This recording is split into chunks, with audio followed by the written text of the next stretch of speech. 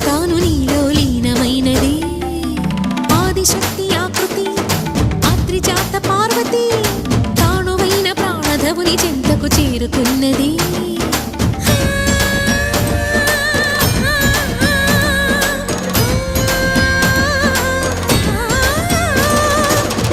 భువికి తరలించేలా ధరణి దివిని తలపించేలా